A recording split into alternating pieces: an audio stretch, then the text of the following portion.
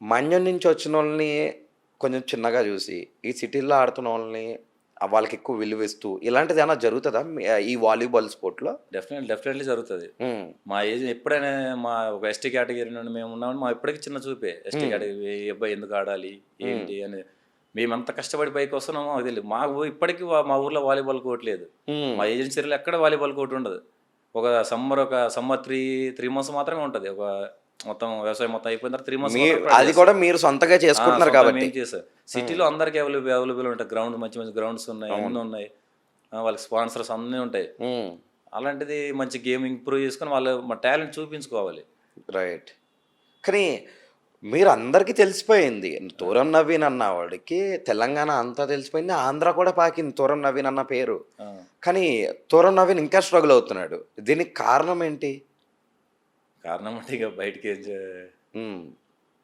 చిన్న చిన్న ప్రాబ్లమ్స్ ఇంగ అంతే. చెప్పుకోలేని పరిస్థితి. చెప్పుకోలేని పరిస్థితి. చెప్తే మళ్ళీ మనమే లాస్ రైట్. అయిపోతాం. Right. Right. Right. Right. Right.